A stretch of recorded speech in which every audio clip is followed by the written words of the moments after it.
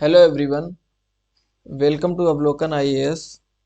We are back with a new video and today we are going to understand how to handle prelims and mains preparation together, as this is the month of January and hardly 20 days are left, and January and February months are very much important from the perspective of prelims as well as for mains.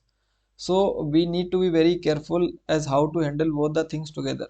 बहुत सारे बच्चों को ये doubt होता है कि जनवरी और फरवरी में उनको एक्चुअली प्रीलिम्स स्टार्ट कर देना है या मेंस की प्रिपरेशन कैसे हैंडल करनी है साथ में। कई बच्चों का अभी ऑप्शनल पूरी तरीके से तैयार नहीं होगा। बहुत सारे मन में डाउट होते हैं कि अभी आंसर राइटिंग अच्छे से नहीं हो पाई है, मेंस के सारे सब्जेक्ट्स अच्छे से तैयार नहीं हो पाए हैं और प्रीलिम्स में हार्डली कुछ ही समय बचा हुआ है। तो already this is January end peak time has started. So अब यहाँ से कैसे आगे बढ़ना है, किस तरीके से चीज़ों को यहाँ से हैंडल करना है, यही हम आज की वीडियो में डिस्कस करने वाले हैं। सो चलिए शुरू करते हैं। सो इसमें आज की वीडियो में मैं कई सारे एस्पेक्ट्स को हाईलाइट करूंगा, कई सारी चीज़ों को ध्यान में रख के ये वीडियो बनाई गई है। अब इसमें अगर हम देखेंगे कि कौन से हमारे फोकस्ड एरियाज होंगे, कैसा हमारा रूटीन होगा, किस तरीके से हम प्रिपरेशन को आगे बढ़ाएंगे, प्रीलिम्स और मेंस को कैसे अप्रोच करेंगे, ताकि जो जैन और फरवरी ये दो जो हमारे महीने हैं, ये जो मंथ्स हैं, इनमें हम मैक्सिमम आउटपुट गेन कर सकें। This is the motive of this video. So we have to understand it very carefully. अब इसमें देखो, जो पहला हमारा एस्पेक्ट होने वाला है that is focus on integrated preparation. जनवरी और फरवरी में हमारा जो फोकस होगा, अब देखो ये बात उनके लिए हो रही है those who have already given few attempts like 1 or 2 attempts. This is for those students who have given 1 or 2 attempts and they have already read about mains, or they have already read all of the subjects of mains, but they are not confident. So ये उनके लिए है। कई बच्चे होंगे जो पहली बार prelims देने जा रहे होंगे, उनके लिए भी ये वीडियो हेल्पफुल होगी। अभी आपको समझ में आएगा जैसे इस वीडियो में आगे बढ़ेंगे कि किस तरीके से ये वीडियो आपके लिए बहुत हेल्पफुल हो सकती है। बस ये जो स्ट्रेटजी है, जो तरीका मैं आपको बता रहा हूँ, ये आपको थॉरोली समझना है और इसको अपनी प्रिपरेशन में आपको इम्प्लीमेंट करना है। So this is what we are going to study. अब इसमें होगा क्या कि जो जैन और फेब जो हमारे ये जो 2 मंथ्स हैं, अब इन 2 महीनों में हमको मैक्सिमम आउटपुट के लिए एस्पायर करना है। अब देखिए, हमको उन सब्जेक्ट्स को प्रायोरिटाइज करना होगा, उन टॉपिक्स को प्रायोरिटाइज करना होगा which are common in mains and in prelims. Prelims और मेंस में जो हमारे कॉमन सब्जेक्ट्स हैं और कॉमन टॉपिक्स हैं, उनको हमें प्रायोरिटाइज करना होगा। एक बार हमें सिलेबस को थॉरोली देखना होगा और उसके बाद कुछ समय आपको देना होगा सिलेबस को रीड करने के लिए। एक बार आप सिलेबस अच्छे से समझ लेंगे, उसके बाद आप देखोगे कि पॉलिटी के कुछ टॉपिक्स हैं like fundamental rights, DPSPs, amendments हो गए, इंपॉर्टेंट जजमेंट्स हो गए। तो आप देखोगे कि ये प्रीलिम्स में भी इम्पॉर्टेंट हैं और जो हमारे जीएस 2 में पॉलिटी का सेक्शन है वहाँ पर भी इन एरियाज से क्वेश्चन आते हैं। सो ऐसे एरियाज जो प्रीलिम्स में इम्पॉर्टेंट हैं, जो प्रीलिम्स के लिए तो हम पढ़ते ही हैं, साथ ही साथ मेंस में भी जिन टॉपिक से, जिन थीम से क्वेश्चंस आते हैं, उन सब्जेक्ट्स को, उन आपको टॉपिक्स को एक जगह पर नोट कर लेना है। और अगर आपको मेंस की प्रिपरेशन भी जैन और फेब में आपको करनी है या आप टाइम दे रहे हो मेंस को, तो कोशिश करो उन एरियाज को दो जो कि प्रीलिम्स के लिए भी इम्पोर्टेंट है और मेंस के लिए भी इम्पोर्टेंट है। सो इससे क्या होगा कि जो आपके मेजर सब्जेक्ट्स हैं मेंस के, वो साथ में आपके कवर हो जाएंगे। अगर आप देखोगे जो छोटे छोटे सब्जेक्ट्स हैं like Indian society, social justice, disaster management, तो प्रीलिम्स और मेंस का जो गैप होता है, उस टाइम पीरियड में आप इन छोटे सब्जेक्ट्स को आसानी से तैयार कर सकते हो अगर आपके मेजर सब्जेक्ट्स तैयार एक बार हैं तो फिर आपको करना क्या है कि जो मेजर और कॉमन टॉपिक्स हैं उनको प्रायोरिटाइज करो और उनको साथ में पढ़ो प्रीलिम्स के। तो fundamental rights, DPSPs, amendments, these are the topics from polity. So ऐसे ही और भी बहुत सारे टॉपिक्स हैं लाइक प्रेसिडेंट से रिलेटेड हो गया, गवर्नर से रिलेटेड हो गया, काउंसिल ऑफ मिनिस्टर्स हो गया, इलेक्शन कमीशन हो गया। तो ये सारे जो टॉपिक्स हैं ये दोनों में ही इंपॉर्टेंट हैं। तो जब आप प्रीलिम्स के लिए पढ़ रहे हो और मेंस के लिए पढ़ रहे हो तो इनको इंटीग्रेटेड मैनर में एक बार पढ़ो, तो फिर आप प्रीलिम्स के लिए भी तैयार होगे। और जो फैक्ट्स हैं उनको ध्यान रखो प्रीलिम्स के पॉइंट ऑफ व्यू से, पीवाईक्यू को एनालाइज करो कि किस तरीके से क्वेश्चंस प्रीलिम्स में पूछे जाते हैं। तो आप उस एक जो आपका क्वेश्चन को पढ़ने का नज़रिया होगा उस नज़रिए से भी समझो क्वेश्चन को। साथ ही साथ ये देखो कि मेंस में किस तरीके से क्वेश्चन पूछे जा रहे हैं, तो उस चीज़ को भी ध्यान में रख के आपको तैयारी करनी होगी फॉर पॉलिटी। अब ऐसे ही इन्वायरमेंट है, ये दोनों में ही इंपॉर्टेंट सब्जेक्ट है, prelims as well as in mains, दोनों में ही यहाँ से क्वेश्चन आते हैं। बायोडाइवर्सिटी है common in prelims and mains, climate change दोनों में ही कॉमन है। ऐसे ही एक्ट्स हो गए कुछ इंपॉर्टेंट इन्वायरमेंट से related, wild life protection act और जो बहुत सारे एक्ट्स हैं वहाँ से क्वेश्चंस, पॉलिसीज़ हो गई जो गवर्नमेंट नई पॉलिसीज़ लेकर आती रहती है। तो ये सारी चीज़ें जो करंट अफेयर्स वाला पार्ट है ये ओवरलैप करता है प्रीलिम्स की प्रिपरेशन में एज वेल एज इन GS3 के साथ। तो जो चीज़ें ओवरलैप हो रही हैं उनको आप एक साथ पढ़ सकते हो for prelims as well as mains. यहाँ पर अगर आप प्री और मेंस को साथ में पढ़ रहे होंगे तो आपका ज़्यादा कोई नुकसान नहीं होगा, बल्कि कोई नुकसान तो छोड़ ही दो, आपको फ़ायदा ही होगा। जब आप देखते हैं कि जनवरी में मोस्ट ऑफ द स्टूडेंट्स, अगर आप देखो 90 to 95% स्टूडेंट्स क्या करते हैं कि वो जनवरी में स्विच कर जाते हैं कम्प्लीटली टुवर्ड्स प्रीलिम्स। तो कम्प्लीटली उनका फोकस हो जाता है प्रीलिम्स में, लेकिन जब प्रीलिम्स का पेपर देने के बाद उनको रियलाइज़ होता है कि अगर मेंस की प्रिपरेशन अच्छी होती तो वो प्रीलिम्स के पेपर को और अच्छे से हैंडल कर लेते। तो ये बहुत सारे बच्चों को ये मैंने कहते हुए सुना है कि एक बार अगर अच्छे से मेंस की तैयारी होती तो शायद पेपर को और अच्छे से अंडरस्टैंडिंग बेटर हो जाती है, कॉन्सेप्चुअल क्लैरिटी बहुत अच्छी होती है ज्योग्राफी जैसे सब्जेक्ट में, एनवायरनमेंट जैसे सब्जेक्ट में, साइंस एंड टेक जैसे सब्जेक्ट में। तो वो कॉन्सेप्चुअल क्लैरिटी जब आप स्पेसिफिकली फॉर प्रीलिम्स पढ़ रहे होते हो तो कहीं ना कहीं वो लैग कर जाती है, और फिर आप देखते हो कि उसका खामियाजा आपको फाइनल रिजल्ट में भुगतना पड़ता है।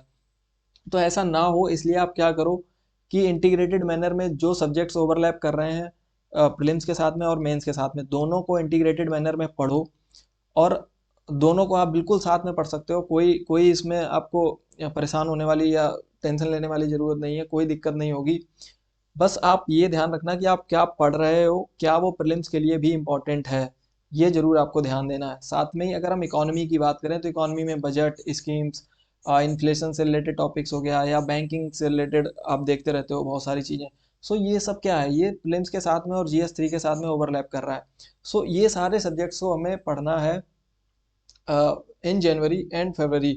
अगर आपको लगता है कि आपकी पॉलिटी अभी नहीं तैयार हुई है, अब ये जो मैंने सारे सब्जेक्ट्स लिखे हैं क्या आपको सारे सब्जेक्ट्स पढ़ने हैं? बिल्कुल भी नहीं। अगर आपके जो सब्जेक्ट्स तैयार नहीं हैं और आपको लगता है कि अभी भी आपको मेंस की तैयारी करनी है, तो फिर आप उन्हीं सब्जेक्ट्स को उठाओ। लाइक पॉलिटी अगर तैयार नहीं है तो पॉलिटी, इन्वायरमेंट अगर तैयार नहीं है तो इन्वायरमेंट, या फिर कोई कॉम्बिनेशन ऑफ सब्जेक्ट्स, या पॉलिटी, इन्वायरमेंट, इकोनॉमी। अगर 3 सब्जेक्ट तैयार नहीं है तो 3 सब्जेक्ट उठाओ, अगर एक तैयार नहीं है तो केवल एक पे फोकस करो। बाकी बचा हुआ टाइम आप प्रीलिम्स को दोगे, क्योंकि प्रीलिम्स अगर नहीं होता है तो फिर इन सब बातों का कोई मतलब नहीं है। ये सब बातें उसके लिए हैं जो प्रीलिम्स क्लियर करने के लिए पूरी तरीके से फोकस्ड है। सो उसको मेंस के लिए भी फोकस्ड रहना पड़ेगा इस वाले टाइम पीरियड में। तो आप देखोगे कि ये सारे सब्जेक्ट्स नहीं पढ़ने हैं आपको, बस वही सब्जेक्ट्स पढ़ने हैं जो आपके अच्छे से अभी तक तैयार नहीं हुए हैं। अब अगर किसी का हिस्ट्री तैयार नहीं है या किसी का ज्योग्राफी तैयार नहीं है तो उनको ये सब्जेक्ट्स पढ़ने हैं, जिनके तैयार हैं ऑलरेडी उनको कोई दूसरा सब्जेक्ट पढ़ना है। बस ध्यान ये देना है कि वो जो मेजर सब्जेक्ट आप चूज़ कर रहे हो पढ़ने के लिए, उसके जो टॉपिक्स आप डिसाइड कर रहे हो, those topics should overlap with the subject, with the syllabus of the prelims, कि प्रीलिम्स में भी वो टॉपिक्स इंपॉर्टेंट है या नहीं। बाकी के जो एरियाज हों उनको आप स्किप कर सकते हो फॉर द टाइम बिंग, कि एक बार प्रीलिम्स हो जाए उसके बाद जो बचे हुए टॉपिक्स होंगे उनको आप बचे हुए टाइम पीरियड में कवर कर सकते हो। तो मॉडर्न इंडियन हिस्ट्री है, so it is very common कि प्रीलिम्स और मेंस की दोनों की सेम है। अगर आपने प्रीलिम्स के लिए भी मॉडर्न इंडियन हिस्ट्री को अच्छे से तैयार कर लिया है तो फिर आपकी मेंस की प्रिपरेशन, अगर आप देखो मेंस के लिए भी बच्चे स्पेक्ट्रम से ही पढ़ते हैं और प्रीलिम्स के लिए भी स्पेक्ट्रम से ही पढ़ते हैं। तो मॉडर्न इंडियन हिस्ट्री तो ऑलरेडी आपकी मेंस और प्रीलिम्स दोनों के लिए ऑलमोस्ट एक साथ तैयार हो जाती है। ऐसे ही आर्ट एंड कल्चर वाला पार्ट है, बस आपको थोड़ा सा आपका एनालिसिस अच्छा होना चाहिए, ऑब्जर्वेशन अच्छा होना चाहिए, क्रिटिकल थिंकिंग होनी चाहिए, आप थोड़ा सा अच्छे से विजुलाइज कर पाओ, समझ पाओ चीज़ों को, कॉन्सेप्चुअल क्लैरिटी अच्छी होनी चाहिए। तो अगर आपने प्रीलिम्स की तैयारी भी की है इन सब्जेक्ट्स में लाइक मॉडर्न हिस्ट्री और आर्ट एंड कल्चर, तो आप इनमें मेंस के लिए भी अच्छे से तैयार एक बार को हो जाते हो। ये मैं बाकी सब्जेक्ट्स के लिए नहीं बोल रहा हूँ, but specifically for modern Indian history part. So ये आपको ध्यान देना है। Same in geography. ज्योग्राफी में आपको क्या करना है, अगर आपको लगता है कि ज्योग्राफी आपकी वीक है तो फिर मैपिंग वाला सेक्शन हो गया, जो कि प्रीलिम्स में भी इंपॉर्टेंट है और मेंस में भी आपको वर्ल्ड मैप, इंडिया का मैप, बहुत सारे माउंटेन रेंजेस या फिर वॉल्केनोज या फिर साइक्लोन्स, ये सारे चीज़ें आप मैपिंग्स में दिखाते हो। सो प्रीलिम्स में भी ये चीज़ें इंपॉर्टेंट हो जाती हैं। और जो मैपिंग वाला सेक्शन है, जो प्लेसेस इन न्यूज़ है, ये सारी चीज़ें आप इंटीग्रेटेड मैनर में एक बार पढ़ सकते हो। कॉन्सेप्चुअल क्लैरिटी ज्योग्राफी में प्रीलिम्स के लिए बहुत ज़्यादा इंपॉर्टेंट होती है, इसलिए आपको एनसीईआरटी सजेस्ट की जाती है 11th और 12th क्लास की। सो यहाँ पर कॉन्सेप्चुअल क्लैरिटी चाहिए आपको प्रीलिम्स के लिए, और वही कॉन्सेप्चुअल क्लैरिटी आपको हेल्प करेगी किसमें, मेंस में भी। सो ये आपको ध्यान देना है कि ज्योग्राफी को आप बिल्कुल इंटीग्रेटेड मैनर में प्रीलिम्स के साथ में तैयार कर सकते हो। अब जैसे डिजास्टर मैनेजमेंट हो गया, इसके बारे में कई बार क्वेश्चन प्रीलिम्स में भी देखने को मिल जाते हैं, हेयर एंड देयर, कुछ 1-2 साल छोड़ के। सो इससे रिलेटेड आप पढ़ सकते हो अगर आपके पास टाइम है तो, अदरवाइज आप इसको स्किप भी कर सकते हो। फिर बात आ जाती है कि ये तो हो गए major subjects like history, geography, polity, environment और इकोनॉमी। अब अदर एरियाज का क्या करें। सो इसके बाद आपको क्या करना है, डेडिकेट योर टाइम प्रोपोर्शनेटली, कि अगर आपके पास और टाइम बचता है तो फिर आप और चीज़ों को देखेंगे। पहली बात तो यहाँ पर ही आपका जो टाइम है वो पूरा का पूरा ब्लॉक हो चुका होगा, आपका जो रूटीन है, पूरा डे रूटीन है, वहाँ से आप पूरी तरीके से एग्जॉस्ट हो चुके होंगे इतना पढ़ने के बाद। अब यहाँ पर आपको ध्यान क्या देना है कि जो 60% आपकी प्रिपरेशन जैन और फेब के मंथ में होने वाली है, जैन और फेब में जो आपकी 60% टाइम होगा, that you should be giving to prelims. 60% time आप दे रहे होगे प्रीलिम्स के लिए, जिसमें आप क्या करोगे, एमसीक्यूज को प्रैक्टिस करोगे, साथ में फैक्ट्स को रिविजिट करोगे, रिवाइज करोगे, कई बार रिवाइज करोगे। जहां पर गलतियां कर रहे हो इन एमसीक्यूज में, वो आप देखोगे कि क्यों गलती हुई है। एक काम जो आप बिल्कुल बहुत ज़्यादा ज़रूरत के साथ करोगे, that is PYQ analysis. PYQs को अच्छे से समझोगे, जो भी सब्जेक्ट आप पढ़ रहे हो। लाइक अगर हिस्ट्री पढ़ रहे हो तो हिस्ट्री में मैंने बताया कि मेंस की तैयारी तो कर ही रहे हो, लेकिन जब आप प्रीलिम्स की तैयारी कर रहे हो तो साथ में पीवाईक्यूज को अपने साथ रखो। ये देखो कि किस टॉपिक से, किस थीम से, किस पर्टिकुलर एरिया से क्वेश्चंस पूछे जा रहे हैं, और वो क्वेश्चन कैसे फ्रेम किया जा रहा है, कहाँ पर आप देखो कि कहाँ पर स्टेटमेंट को घुमाया जा रहा है, कैसे आपको कई बार अ, अ, आप देखोगे कि आपकी जो कॉन्सेप्ट्स हैं उनको हिलाने की कोशिश की जा रही है, कैसे आपको डाउट क्रिएट किया जा रहा है आपके दिमाग में, वो आपको समझना है, ये नर्व पकड़नी है आपको।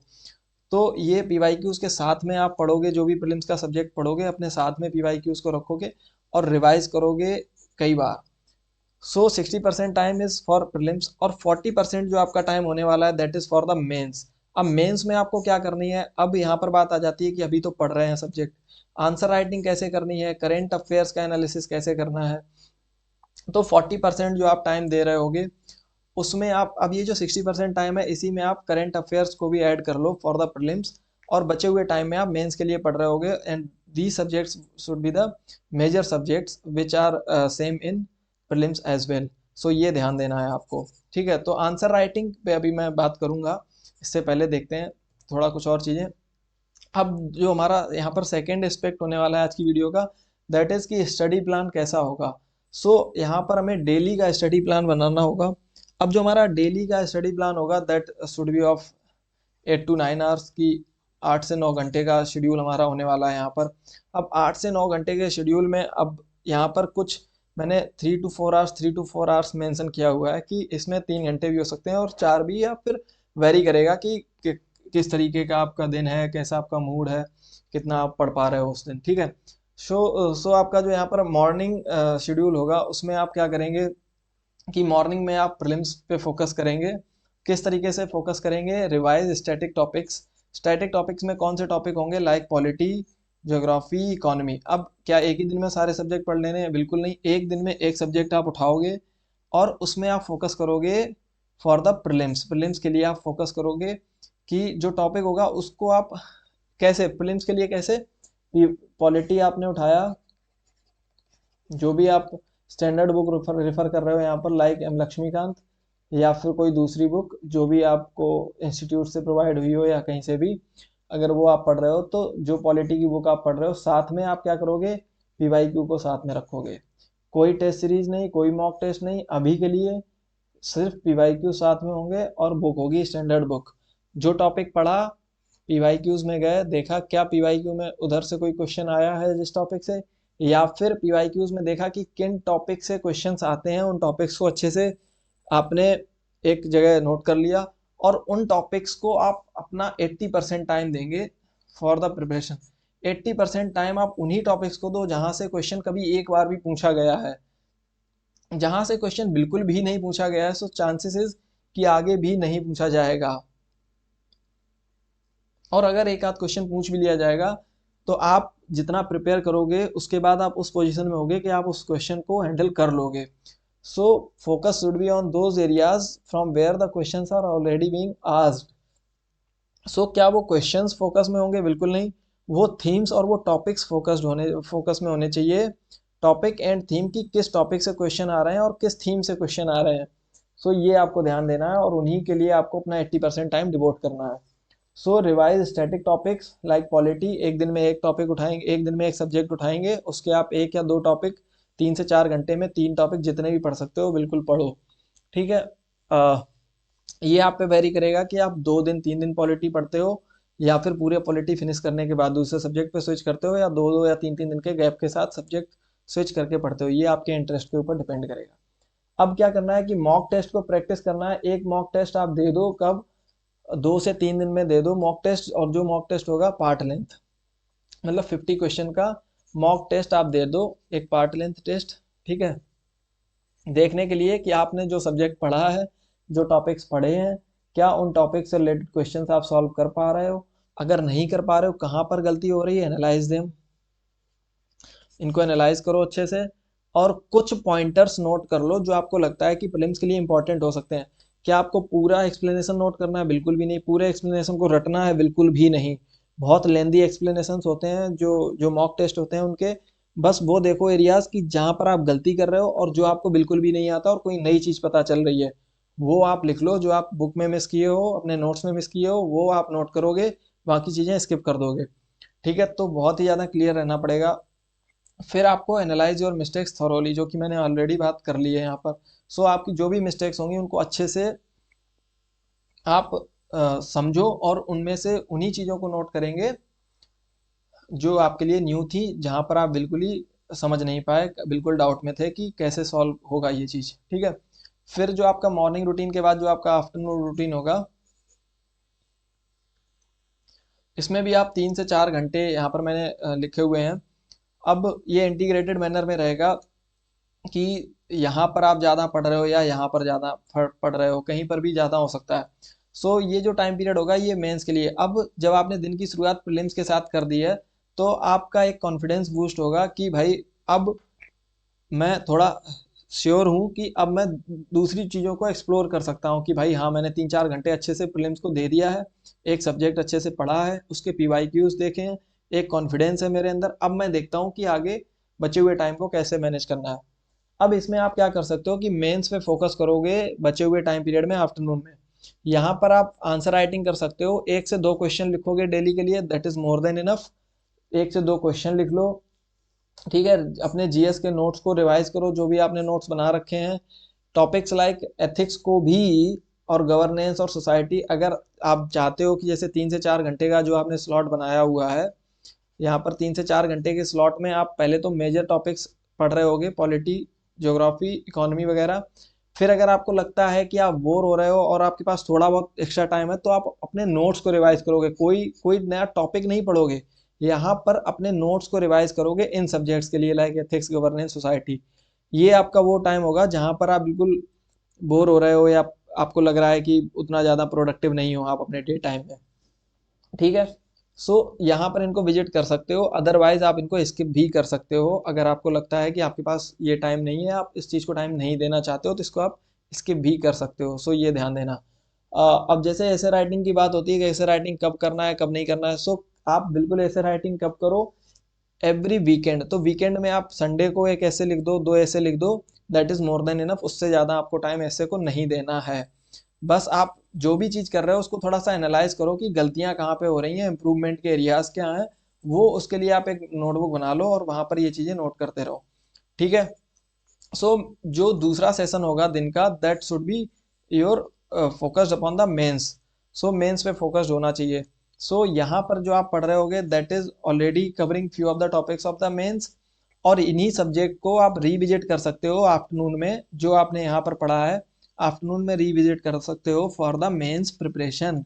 सो यहाँ पर मेंस के लिए रिविजिट कर सकते हो, लाइक पॉलिटी को ही आप रिविजिट करो, और पॉलिटी के आप यहाँ पर डायरेक्ट आंसर राइटिंग कर लो तो भी आपकी मेंस की प्रिपरेशन होगी।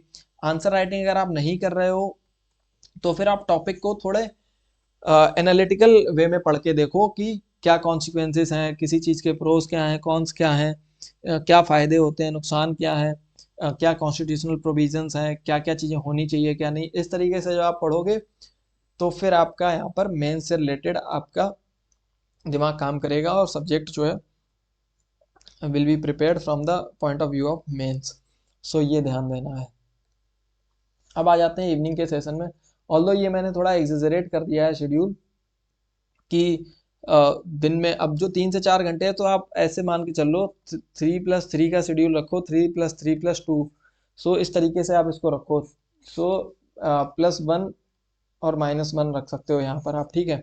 सो इस तरीके से शेड्यूल रखो आप अपना कि 3 घंटे 3 घंटे 2 घंटे, और फिर अगर आपके पास लगता है कि आप 1 घंटा और पढ़ सकते हो या नहीं पढ़ सकते हो, सो +1 -1 ये डिपेंड करेगा, बट इसको आप थोड़ा सा फिक्स कर लो कि इतना आप मैनेज कर लोगे।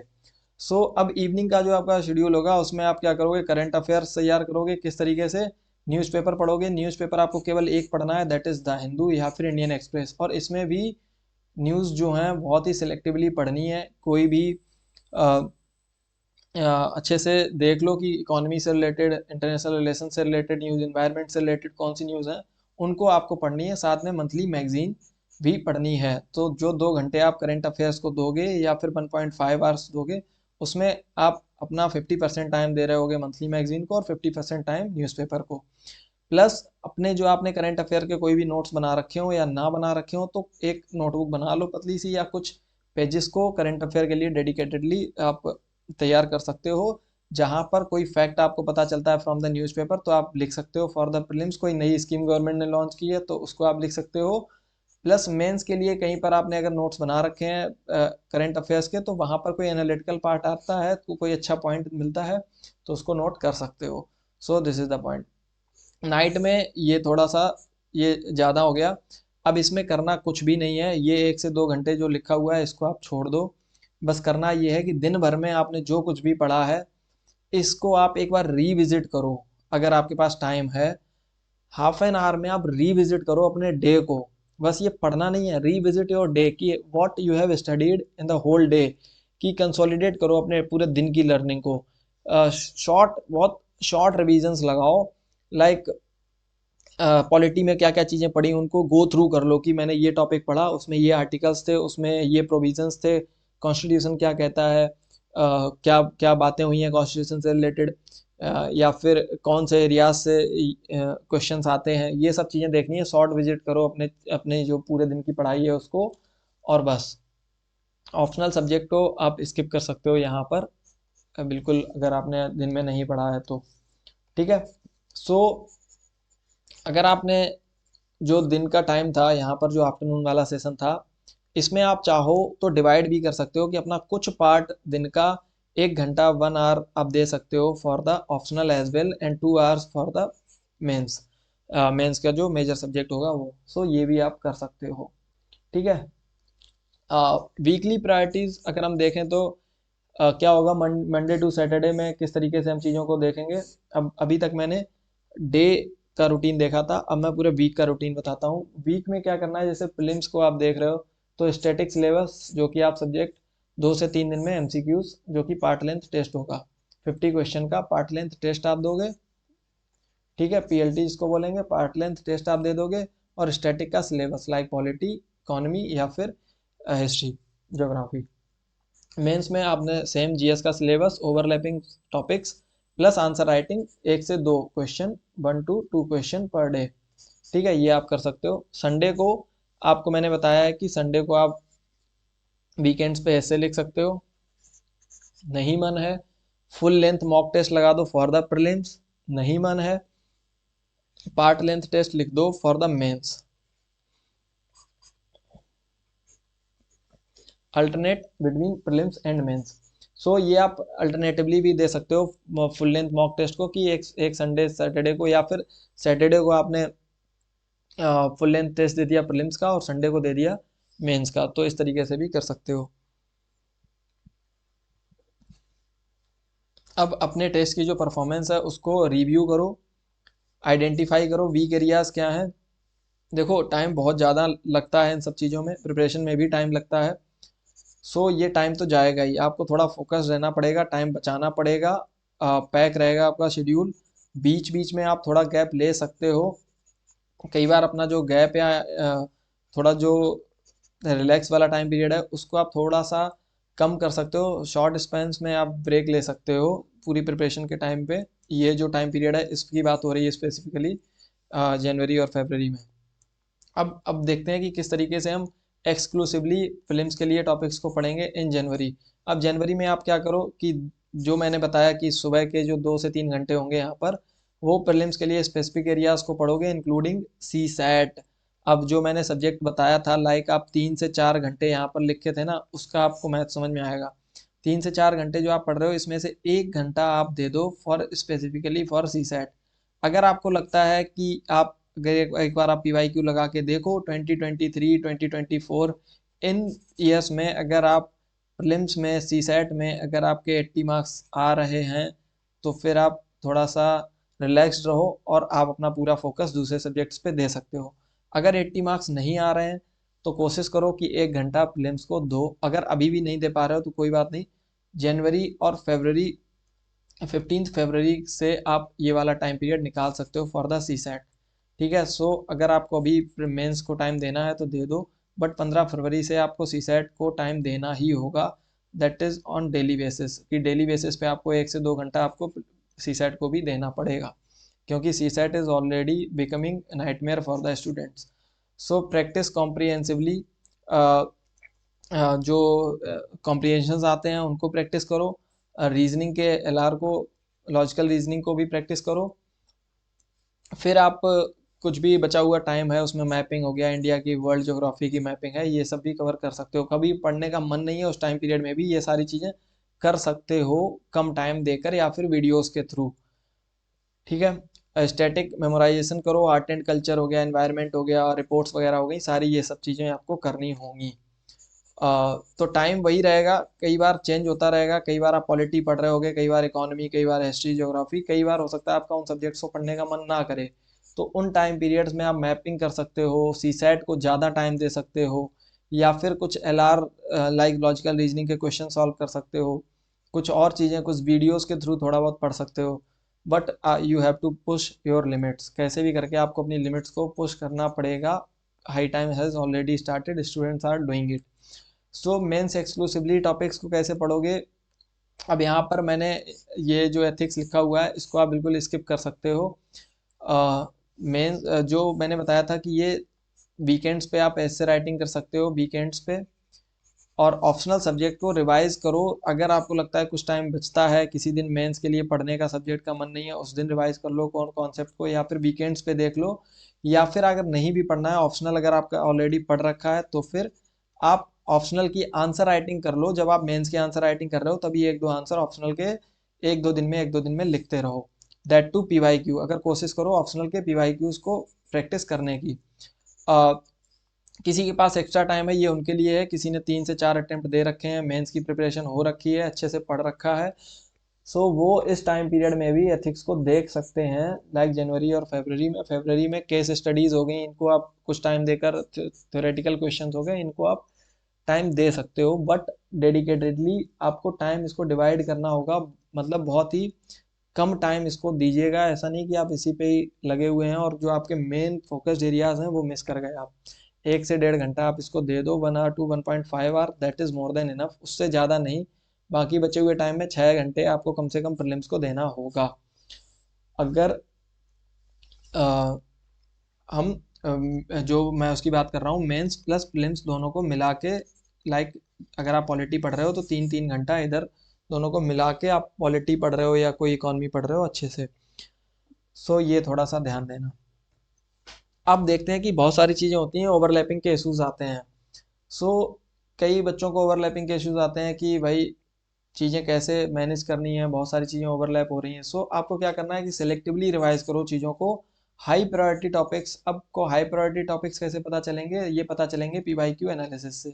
पीवाईक्यू को एनालाइज करो और उनको देखो कि कौन से टॉपिक से क्वेश्चन आते हैं। They are the priority topics, they are the hot topics, वहीं से क्वेश्चन आएंगे। They are higher weightage topics in both the exams. PYQs is the key, PYQ is the guide जो आपको बताएगा कि कहाँ से क्वेश्चंस आ रहे हैं, और उन्हीं को एनालाइज करो और वहीं से ही सिलेक्ट करो चीज़ों को। टाइम मैनेजमेंट के लिए आपको क्या करना है, you can use Pomodoro techniques. अब इस टेक्निक में होता क्या है, यू हैव टू अंडरस्टैंड कि what is your concentration span, कि कितना आपका कंसंट्रेशन स्पैन है, कि लाइक आप 30 मिनट तक फुल फोकस के साथ पढ़ सकते हो, या फिर आप किसी का होगा 20 मिनट तक ही फुली फोकस्ड होके वो पढ़ सकते हैं। तो आपको क्या करना है, आपको मैक्सिमाइज करना है अपने आउटपुट को। इनपुट जो होगा उसको आपको, जितना आप इनपुट दे रहे हो उससे आउटपुट जो लेना है, that should be the maximum. वो ये आपको करना होगा। कैसे करोगे, अगर आपको लगता है कि आप 20 मिनट तक फुली फोकस्ड होकर पढ़ सकते हो तो आप बिल्कुल बस 20 मिनट ही पढ़ो। कोई टॉपिक आप अपने सामने एक घड़ी रखो, उसमें स्टॉप वॉच लगाओ, 20 मिनट तक आप पढ़ो टॉपिक को, और फिर तुरंत घड़ी को रोको और अपने दिमाग को भी रोको। और फिर आप एक 5 मिनट का या फिर आप 3 या 2 मिनट का एक ब्रेक लो।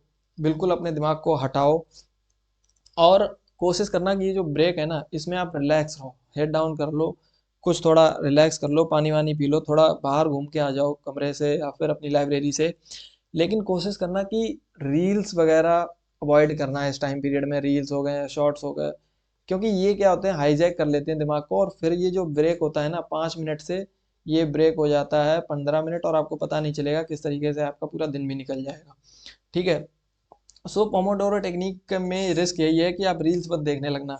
अब इसमें होता क्या है कि लाइक 20-20 मिनट के आपने 20 मिनट इधर, 20 मिनट इधर, 20 मिनट इधर, 20 मिनट यहाँ पर कवर किए, और फिर 5-5 मिनट का यहाँ पर आपने ब्रेक ले लिया। फिर आपने जब 3 से 4 सेशन कर लिए हैं 20-20 मिनट के, या 25-25 मिनट के, या किसी किसी ने 30-30 मिनट के, तब फिर आप यहाँ पर क्या करोगे, एक बड़ा ब्रेक लोगे, and that should B of 15 minute और हाफ एन आवर। सो इस तरीके का आप ब्रेक ले सकते हो, जिसमें आप कुछ खा के आ सकते हो, कुछ थोड़ा सा बाहर घूम के आ सकते हो, चाय वाय पी सकते हो, कुछ भी आपको जो भी अच्छा लगता हो, वो जूस वूस वो आप ले सकते हो। ठीक है। सो पोमोडोरो टेक्निक में यही होता है कि आप 4 से 5 सेशन लगा रहे हो विद शॉर्ट ब्रेक्स, कि आपका कंसंट्रेशन टाइम पीरियड कितना है वो आप देख रहे हो, और फिर जैसे ही आपका कंसंट्रेशन टूट रहा है 20 मिनट बाद, आप तुरंत ब्रेक ले रहे हो, और फिर आप 20 मिनट दे रहे हो फुली फोकस्ड होके, और फिर 3-4 सेशन के बाद आप एक बड़ा ब्रेक ले रहे हो 15 से 20 मिनट या आधे घंटे का। सो इस टेक्निक से आपका जो आउटपुट है वो आप देखोगे, प्रोडक्टिविटी आपकी बहुत बहुत बढ़ जाएगी। सो ये थोड़ा सा आप टेक्निक को यूज करना टाइम मैनेजमेंट के लिए। ठीक है। साथ ही आपको अवॉइड करना है बर्नआउट्स। कई बार ऐसा ना हो कि आप 3 से 4 घंटा उठ ही नहीं रहे हो चेयर से, और फिर आपको पूरे दिन हिम्मत ही नहीं बची है पढ़ने के लिए। 3 से 4 घंटा पढ़ लिया और उसके बाद बस फिर आप पढ़ ही नहीं पा रहे हो। सो ये अवॉइड करना है कि बर्नआउट हो रहा है। सो थोड़ा ब्रेक्स बीच में लेने हैं, शॉर्ट ब्रेक्स लेने हैं। बीच बीच में एक्सरसाइज करो, घर में हो या कहीं भी। थोड़ा बहुत जिम कर सकते हो, या योगा योगा कर सकते हो, बेस्ट रहेगा। स्ट्रेचिंग वगैरह कर सकते हो, स्ट्रेचिंग एक्सरसाइज करो, ताकि आपको लंबे आज तक बैठने में दिक्कत ना हो। हेल्दी रूटीन को फॉलो करो, थोड़ा सा फूड जो है वो अपना डाइट मेंटेन करो प्रॉपर, मतलब थोड़ा हेल्दी खाओ, बाहर का हो सके। कई बच्चे बाहर का ही खाना खाते हैं, लेकिन हो सके तो अनहेल्दी चीज़ें, जंक फूड्स वगैरह, ऑयली फूड्स अवॉइड करो, ताकि नींद कम आए, प्लस जो आपका हेल्थ है वो कॉम्प्रोमाइज़ ना हो इस टाइम पीरियड में। अगर कोई भी दिक्कत होती है तो आपका टाइम उसमें ख़राब होगा, बाकी कोई दिक्कत नहीं है। ठीक है। कभी कभार आपको शौक है खाने का, तो आप कभी कभार ये चीज़ें भी खा सकते हो, बट वो आपके ऊपर हावी नहीं होनी चाहिए। So routine should be a healthy one. Short breaks होंगे, एक्सरसाइज होगी, ट्राई करो कि मेडिटेशन इसमें इंक्लूड कर लो अगर हो सके तो, 5 मिनट से 10 मिनट की, और साथ में स्ट्रेचिंग एक्सरसाइजेस, शॉर्ट ब्रेक्स, और बर्नआउट को अवॉइड करना है। ठीक है। अब इसमें देखेंगे कि फरवरी टू अर्ली मार्च में ट्रांजिशन जब हो रहा होगा, जैसे ही फेब एंड होगा, तो फिर हम किस तरीके से आगे बढ़ रहे होंगे। सो फिर जब हमारा फरवरी मंथ एंड होगा, तो आपका जो फोकस है that should completely entirely will be shifted towards the prelims, और प्रीलिम्स की तरफ पूरी तरीके से आप शिफ्ट कर जाओगे। सारी किताबें मेंस की बंद हो जानी चाहिए, ऑप्शनल साइड में हो जाना चाहिए। आपका फोकस यहाँ से होगा सिर्फ CSAT plus prelims, CSAT plus GS1 paper 1। Paper 1 के जो भी सब्जेक्ट्स हैं वो सारे सब्जेक्ट्स आपके यहाँ पर फोकस में होंगे।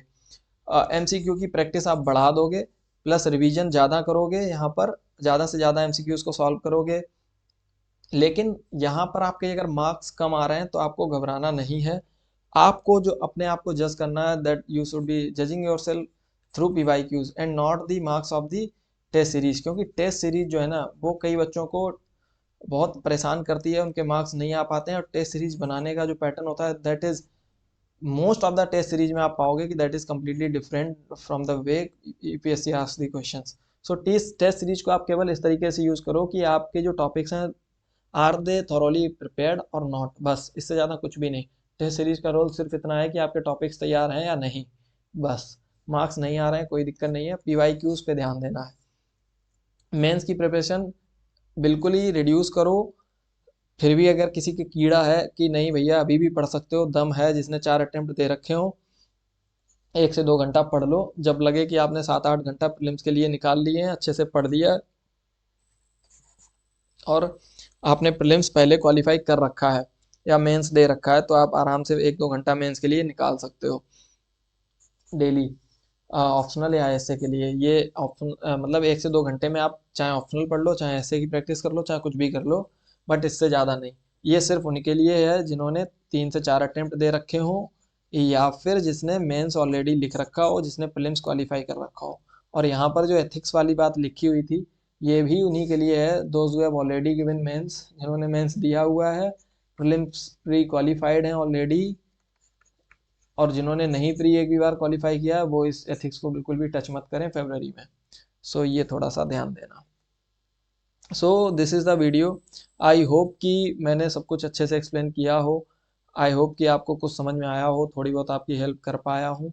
अगर आपको वीडियो अच्छी लगी हो तो आप इस पर लाइक करें वीडियो को, कमेंट में बताएं क्या आपके और डाउट्स हैं, किन टॉपिक्स पे आप वीडियो चाहते हो, क्या आपको प्रॉब्लम आ रही है प्रिपरेशन में, क्या आपके फियर्स हैं, मैं उन पे अच्छे से आपके डाउट्स क्लियर करने की कोशिश करूँगा।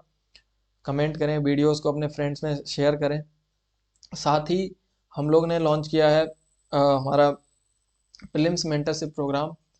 प्रीलिम्स मेंटरशिप प्रोग्राम, जिसको भी लगता है कि उसको प्रीलिम्स से रिलेटेड गाइडेंस चाहिए 2025 में, जो प्रीलिम्स देने जा रहे हैं उनको कोई गाइडेंस चाहिए है, या फिर उनको कोई डाउट्स हैं कि किस तरीके से, या फिर मेंटर का सपोर्ट चाहिए, तो फिर आप हमारे दिए गए डिस्क्रिप्शन में दिए गए और नीचे लिंक में दिए गए व्हाट्सएप नंबर पे कांटेक्ट कर सकते हो, इंस्टाग्राम पे टेक्स्ट कर सकते हो, और आप फर्दर डिटेल्स जान सकते हो। सो आप मेंटरशिप ज्वाइन कर सकते हो फॉर द प्रीलिम्स। तो आपकी जो भी डाउट्स हैं आपको पर्सनलाइज मेंटरशिप दी जाएगी, 1 to 1 आपके डाउट्स जो होंगे वो सॉल्व किए जाएंगे। कोई भी डाउट होगा, कोई भी प्रॉब्लम होगी, आपके सारे फियर्स को यहाँ पर रिमूव करने की कोशिश की जाएगी। सो this is the objective. I hope कि मैंने सब अच्छे से एक्सप्लेन किया होगा। जो भी आपको लगता है कि आपको और जानना है तो आप कमेंट में बताएं, हम लोग नई वीडियोस लेकर आएंगे। Thank you for staying with us, thank you for watching this video. We will soon come back with a new video. Thank you.